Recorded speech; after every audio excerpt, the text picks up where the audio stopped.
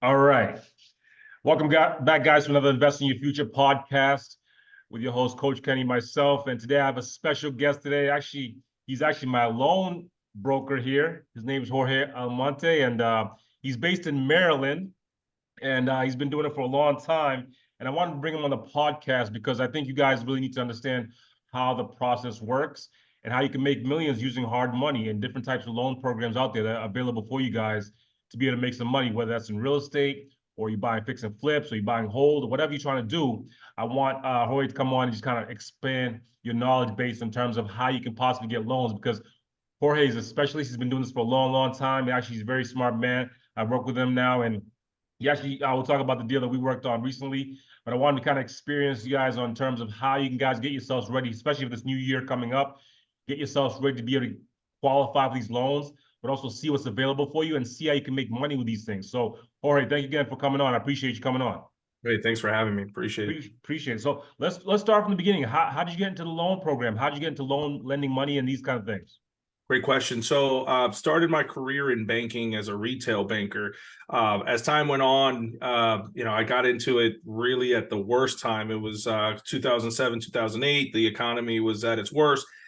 So I pivoted to the car business, and I quickly found my way into the finance division and department of the automotive industry. And as part of my role there, one of my jobs was to negotiate with lenders so that I can get my clients approved to buy a car, right? Sometimes people would have mishaps. You get a divorce, you have student loans, missed payments, whatever. You start learning the ins and outs of how to work with a bank, understanding their guidelines.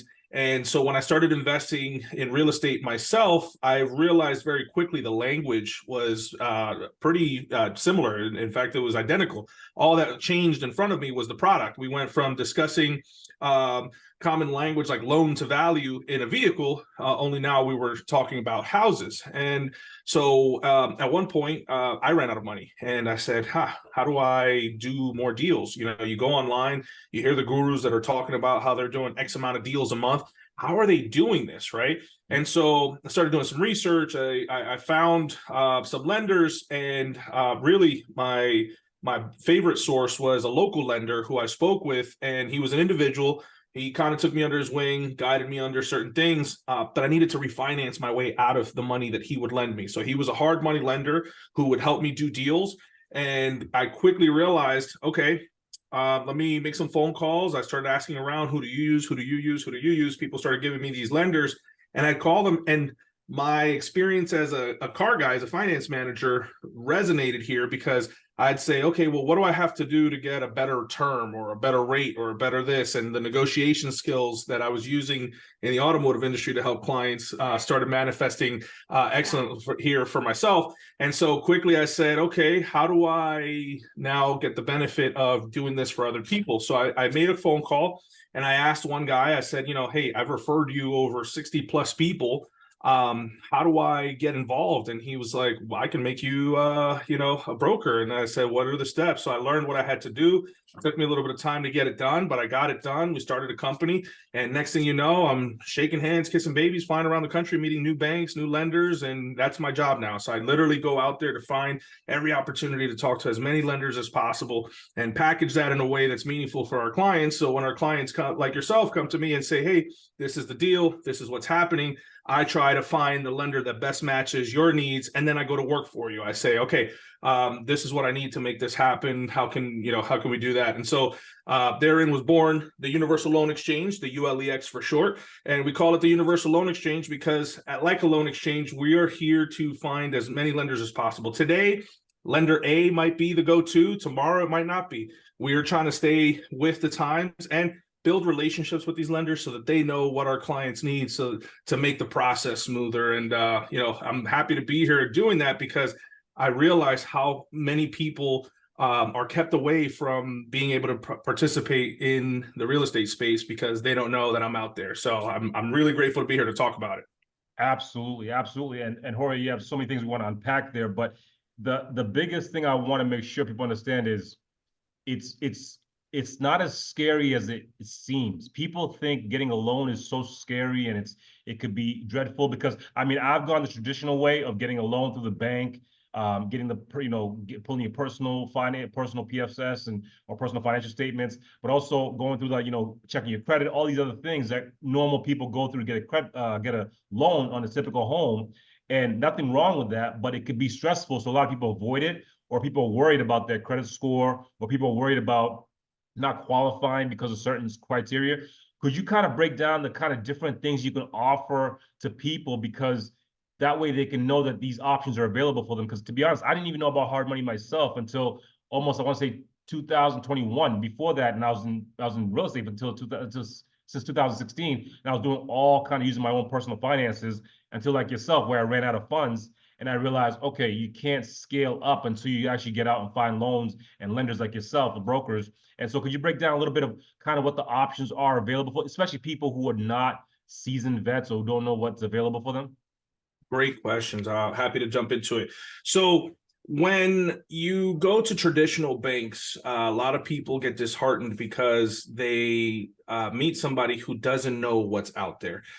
Bankers, and I was one myself, have a very limited purview of what's out there. So let's start with the fact that our process is very different in real estate. Real estate itself serves as part of 3 C's that matter most in the business world.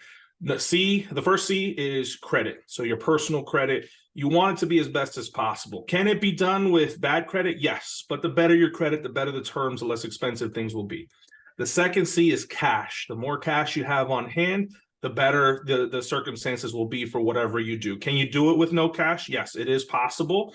However, in the hard money space, that is not the space for the no cash strategy. So I want to let people know that there are no cash strategies out there.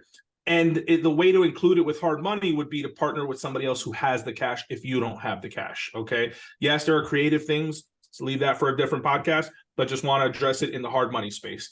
And the third C is collateral. Now, for us, the collateral specifically is the property itself. So here you are, you're new to the game, and you want to get across to this deal. How do I get in it? So the first thing I tell people is you're going to back your way into the deal. You want to first look at the property and what that property is going to represent in terms of after you're done with it. What's your exit strategy? Am I going to sell this? Am I going to rent this? Regardless of whether you're going to sell it or rent it, that property is going to have a future value. And the future value we're talking about is the value after you repair the property. We know that as the after repair value, the ARV. Mm-hmm. Lenders look at ARV and they back into your loan based on that number. So the ARV, you're going to, how do you figure that out? You're going to look at recent sales, ideally within the last 3 months. If things have been a little slower, you can scale it back to the last 6 months, right? And you're going to look at comparables, houses that are within the area, within half a mile.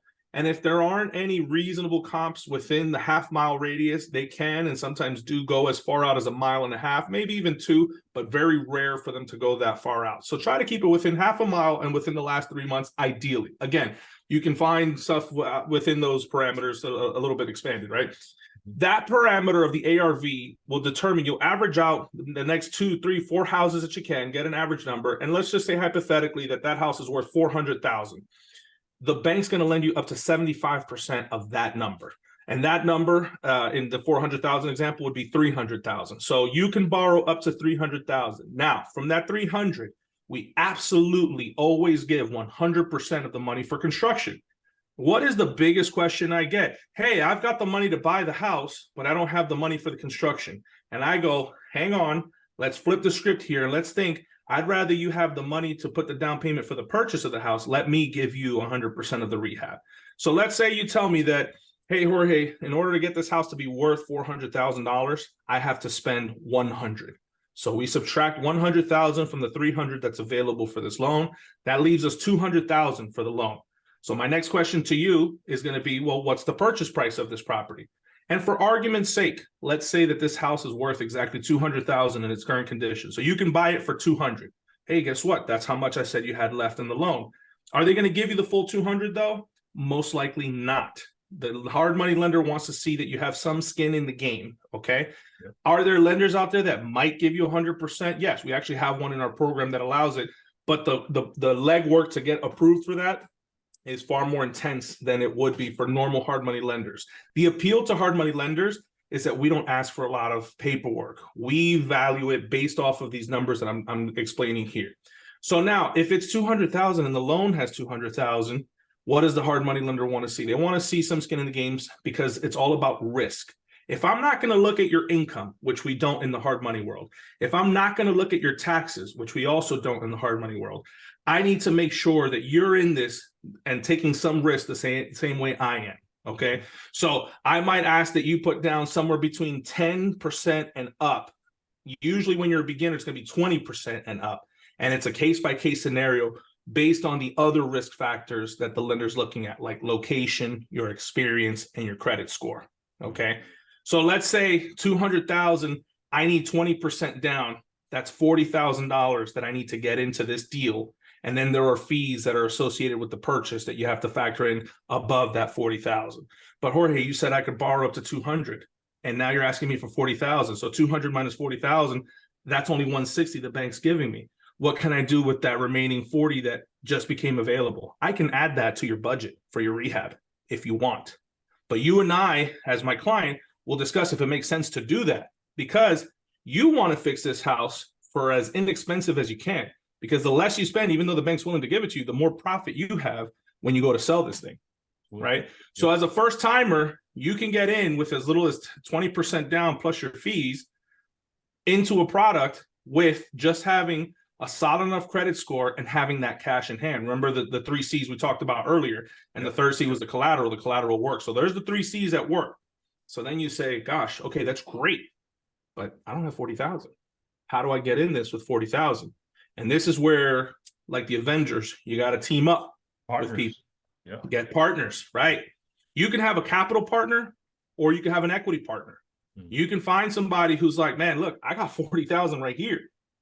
I just don't want to deal with contractors and this and that.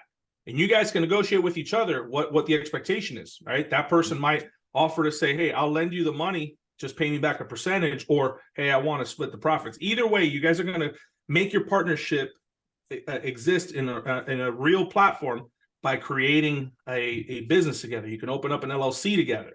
And now that you guys are together on the business, now you guys have a percentage of ownership. It could be 50-50, whatever it is. And we can use that capital to do the deal. And let's say you go 50-50 with this person. You guys go, you get this deal done. At the proceeds of and the cash out on that one deal could be just what you need to go do the next deal by yourself and so on. Or you had a good relationship with this person, keep it going. Keep it going. You got the money again. Let's put it back to work and get the next deal. Absolutely. Absolutely. Guys, that's pure gold, man. He's giving you the gold and nuggets of how to get this, like these loans the way you should, because like traditional said, you need good credit. You need to have some kind of job or some kind of income coming in, W-2, which they don't look at. You need some kind of tax return, most likely traditionals, I think 2 years, right? 2 or 3 years for traditional. Which is absolutely sometimes brutal, because let's say you had an up year or down year, it could really fluctuate and figure out, okay, the bank will say, listen, last year you made good money, but the previous year you didn't do well, so they might not give you that loan. Right now, he's giving you the tools you need to be able to get into the real estate game and be able to get your first property and be able to get it and make sure you can partner maybe with somebody else who can maybe get you the funds if you don't have the funds. You have to just think creatively in terms of how you can get that first deal. And actually, that's what I want to get to, Jorge. What would you suggest for a beginner, a person who's never done a real estate deal? Maybe they have $10,000, $20,000 cash and they want to get into that deal. And for me, I'm coming from Boston originally, but now I'm in Atlanta. But what would you suggest their steps to be to, let's say, beginning next year, they want to get their first fix and flip or maybe the first rental, whatever it is. What would you suggest the kind of blueprint should be to get in that first deal and do that? What would you suggest? Great question. So the first thing I would recommend is deal analysis. What we just did moments ago is exactly that, a deal analysis, right? How do I find comps in the area? So I want to get familiar with tools online that are free that can show me what sales have gone around. It's like walking into a store. If I walk into a store every single day and a specific product, I have this lens cleaner. Let's say every day this is $5.99 on the register.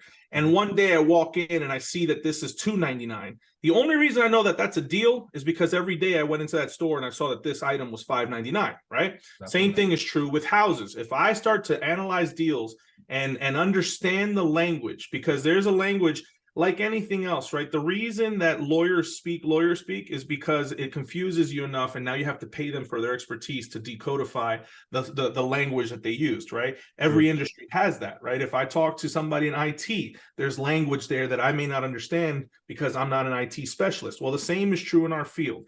So understanding deal analysis and understanding the language is the first thing I'm going to tell you, because when you come to me, you need to have certain answers that I can't necessarily find out for you, because I work nationwide. Do I know every single market nationwide? I don't, right? You went from Boston, you went to Georgia. I'm going to ask you, hey, what's the ARV? You have to know what the ARV is. I might be able to help you look and say, yeah, but I don't know your market the way you do. So if you do enough deal analysis, you will know, because like you saw the house every month, this house was 300 and today it's 250. Now you know that house is on sale, right? So once you know how to do the deal analysis and back your way into the loan the way we just did, hey, I know the ARV is this. I know the lender's going to give me 75%. I know rehab is the next thing I have to understand. How do I determine the cost of something, right? I need to become familiar. What does it cost to replace a floor? What does it cost to do plumbing? What does it cost to do electrical? What does it cost? These are things that you want to get familiar with, because guys, getting the money is very simple once you know the answers to those questions, right? If you don't know the answers to that, you're going to fumble and you're going to be like, did I ask for enough money? Because if you tell the bank, hey, 50,000 will get it done, they'll believe you. But when you get to the project and you're like, oh no, I actually needed 100. Now you're in a deal and you're missing 50 that maybe I could have gotten you had you known up front you needed 100, but instead you only asked for 50. So you have to know how to assess how much money is going to be needed for a repair. So my suggestion, to make this full circle and not be too long-winded, is if you want to learn how to get in this as a beginner, it's study the language, do deal analysis, and if you can, partner with somebody who has done this before you. You've got 10 or 20,000. I'll tell you this, I've done over 25 deals in just the last 2 years alone for myself, not including the people I help as a lender. If somebody came to me with 10, 20,000 and said, I want to partner with you, I'll gladly say, come and partner with me. And I want you to watch and observe what's needed, because your investment is going to get you back some money, and you're going to see how much something costs, right?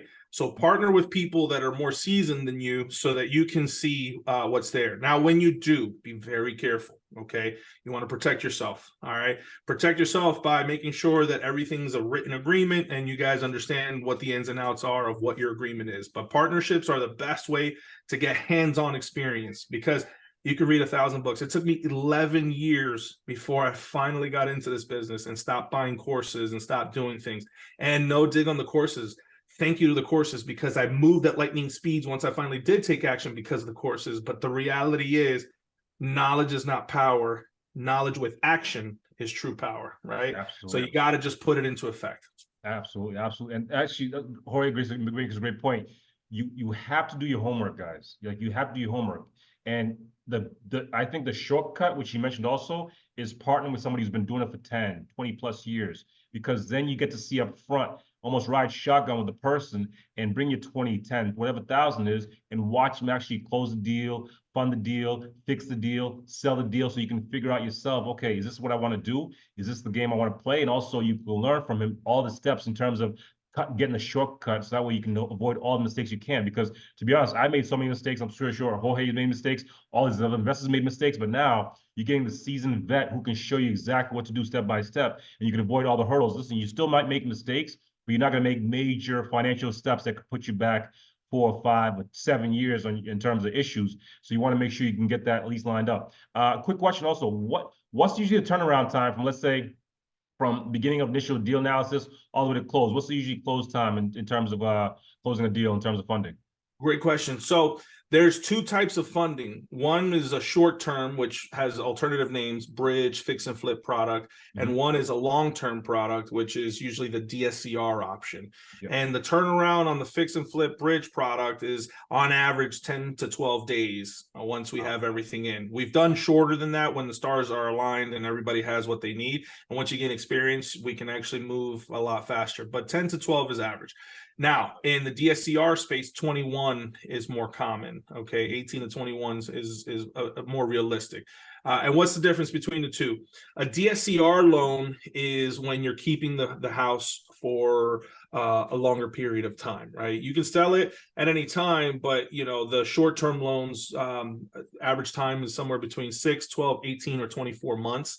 That's where they max out. Usually people get 12 months. And in a DSCR, you fixed it. Now you have to get out of that and pay the lender back for that short-term loan you took. The DSCR is a 30-year. When you're doing a 30-year, there's appraisals. It takes a lot longer, the process to internally assess and make sure that everything meets the criteria. And for those who don't know what DSCR stands for, debt service coverage ratio, the debt service is the monthly mortgage payment that you'll have. So let's say I have a mortgage payment of $2,000. And the coverage ratio is the income that the property produces. Let's say the property produces $2,500.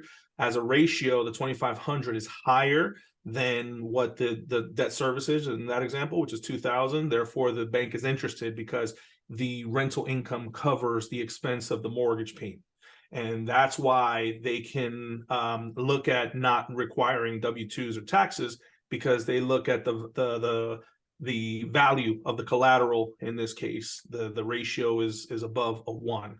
And that's what we typically aim for when we're doing these, right? So if you're assessing on keeping a property, you want to calculate, you know, based on today's rates, the mortgage payment is going to be this much, but I can make that much. So yeah, turnaround times are very, very quick, because even for the 30-year compared to a traditional lender, you know, it might take you 45 days on average plus, because they're looking at your taxes, W-2, and verifying all that.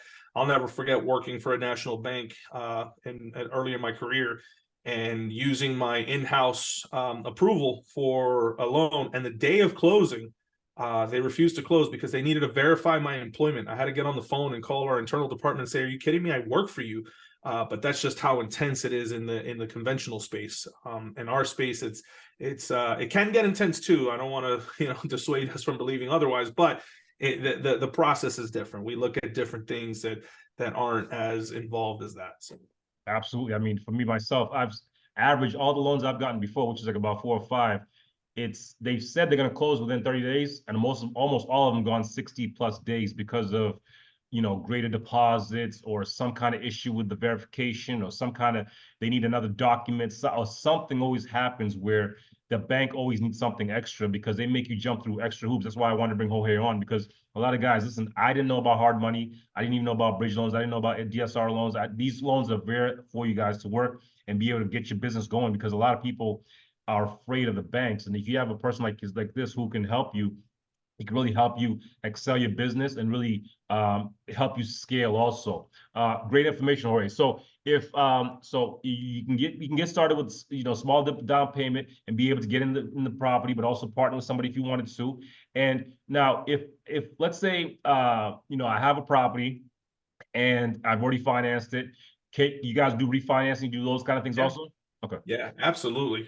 Multiple options there. So if you own the property already, if it's been stabilized, meaning you've made it so that it's livable and you can get a tenant in there, we can refinance it into a 30-year product, the DSCR, which we just spoke about. Yep. And we can refinance up to 75% of the after repair of the current market value as a cash out. If it has a mortgage on it already, or let's say you have hard money on it, and you want to refinance it into a 30-year, we can go up to 80% of the appraised value.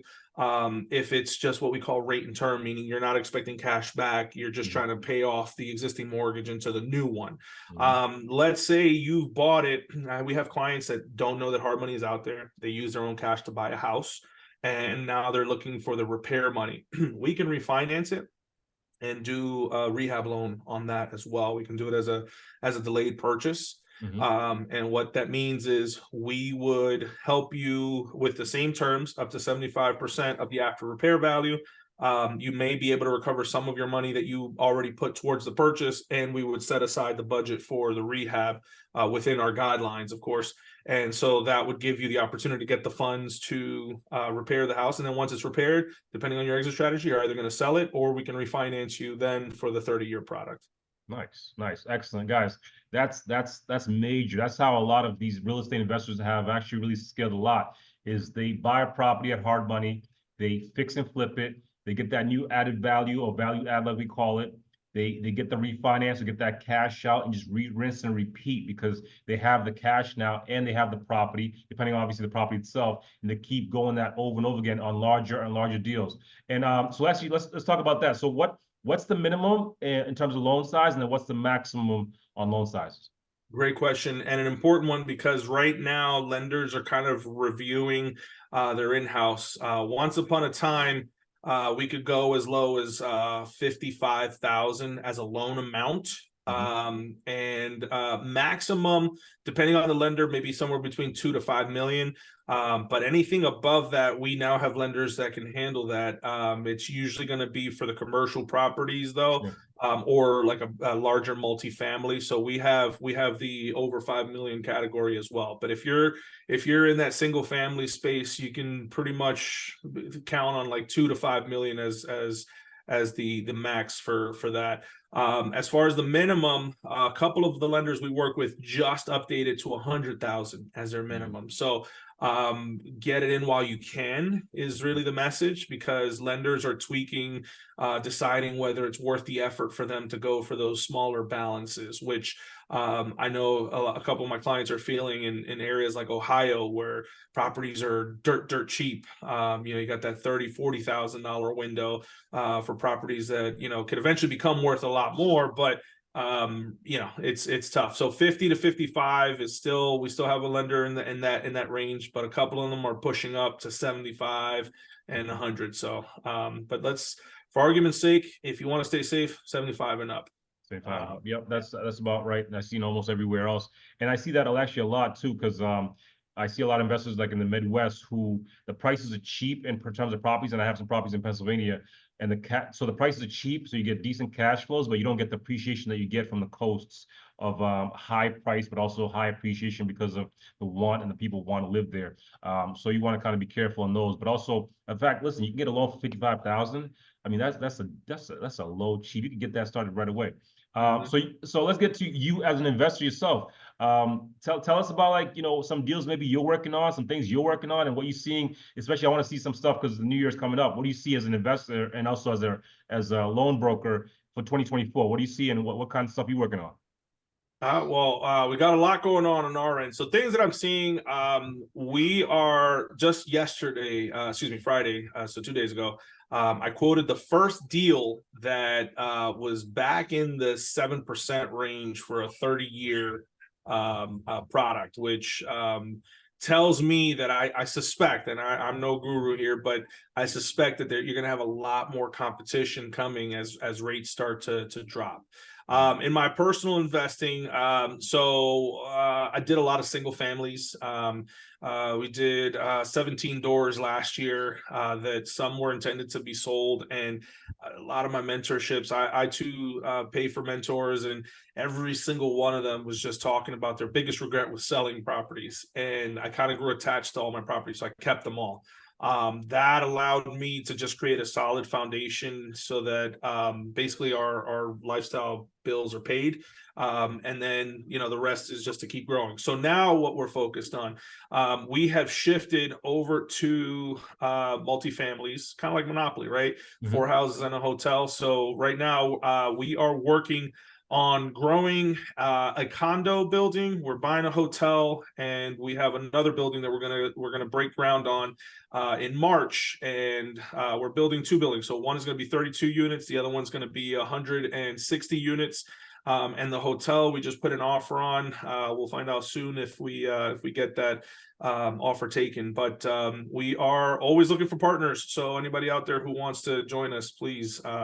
What you'll learn quickly, and I mentioned partnerships earlier, is that you can't do these things by yourself. I would never have dreamed of owning a hotel or being part of anything like that until I realized that the tides rise together, and this is a business of growth and camaraderie. So it's really about partnering with people and getting that done. So we are in that Florida pocket with these projects. We are specifically in Clearwater, which is part of that Tampa area, and we have some beachfront properties. That's where we're going to be building our condos. So very excited for that. Nice. Very, very excited. Yeah. Very nice. Look at that. You look, Jorge started with just the basic single family. Now we scaled up to 100 plus units in Florida and hotels. It's all about starting, but also great point, which is Monopoly is actually a real life game, guys. You could start from somewhere and be able to scale up as long as you know the game and you have the right people and your right team and the right systems and processes and also the right connections. You could definitely do a lot of things in this game and make a lot of money for yourself and your family if you really want to. You have the right focus also. Great information, Jorge. And so if people want to reach out to you and maybe get a loan or talk to you and maybe get some advice or something, how can people reach out to you, Jorge? Hey man, thanks for asking that. 3 ways.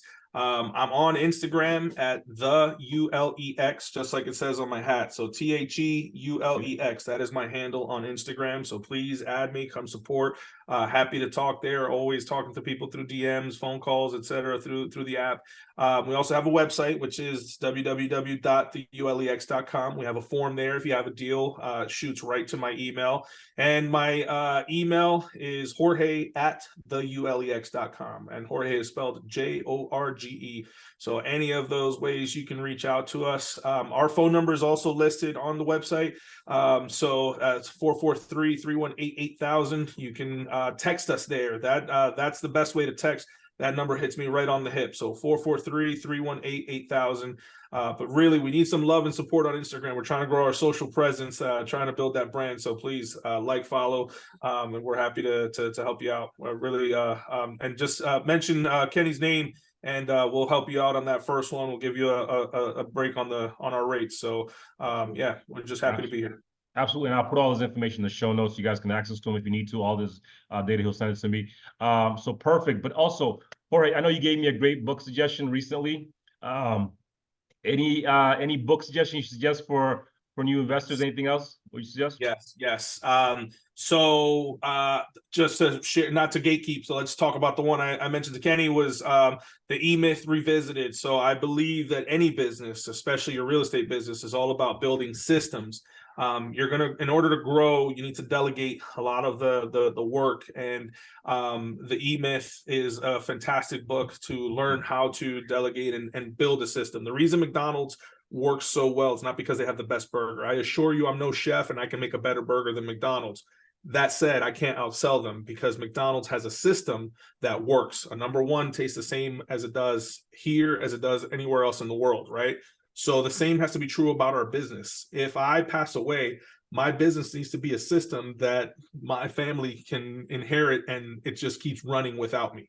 And most of us don't run our businesses that way. So the E-Myth is one book. And we mentioned earlier, you asked what's the greatest way to get in the field. I'll throw this other one. Bigger Pockets has a book on estimating rehabs. Get familiar with it. That's a great book to know and learn how to estimate a rehab, because the biggest thing that kept me away from doing deals, I could do comps all day. That's easy. Find, filter by sold, do within half a mile, sold within the last 3 months, has the same number of bed and baths. Cool. 2 + 2 is 4, right? I can tell you that this house is worth 400. What I couldn't tell you was this house needs $100,000 worth of work and this one needs 30. I didn't know how to look at that. So that Estimating Rehab Costs by Bigger Pockets is a phenomenal read, especially if you're a beginner, because you're going to have to learn how to determine how much money to ask me as your broker so that I can get you that money so you have enough money to fix your house. Absolutely. Great suggestions. And I suggest highly you two guys follow Bigger Pockets. I found so much information on there. You can find deals, you can find partners, you can find lender, you can find so many things on there. Just be joined up and just start reading and learning yourself some more information. All right, perfect. Jorge, any last words here for anybody else? Anything you want to finish off here? I know Sunday and you want to, Saturday, and you want to maybe something you want to finish off and let the people know? Yeah, all I can say is, guys, take action. Find me. We're happy to help you. Don't be like me. It took me 11 years to finally act on information like what was provided tonight. The only difference between you and the guru you're watching is that the guru took the opportunity to actually take action. you will know 100% more than the rest of the world when you do anything, right? So just take action. Don't be afraid. 2024 is right around the corner. Let 24 be your year. All right. If you've been putting this off, 24 is your year. Now is your time. Me, Oprah Winfrey have the same 24 hours. She's a billionaire. How is she doing it? Because she's taking action, right? So let's take the 24 hours we have and let's get together. Let's let our tides rise together. Let's make money together. Reach out to us. Let's help you. 2024 is your year. You got it. Hit me up, the ULEX at Instagram. Nice. Perfect. Jorge, thank you so much, man. Appreciate you coming on. Appreciate you taking the time. And guys, like I said, I'm going to put his information in the show notes. You guys can contact him. Reach out to him. Great man, a gentleman to reach out to. Listen, I found him through another connection of mine, through Jermaine, and he pointed me to Jorge, and then Jorge pointed me to some other people. So listen, you have to just use that connection and let 2024 be your year, man. I bring people on this podcast to help you guys excel yourself and be able to invest in your future. Jorge's investing in his future by getting into real estate. Now he's doing hotels and 100+ units. He's doing lending to help you guys get into the business, also to help you guys excel and improve yourself and improve your family. And Jorge, thank you so much. I appreciate the time, and you guys have a great night. All right. See you guys at the top. Great, brother. See you guys. All right.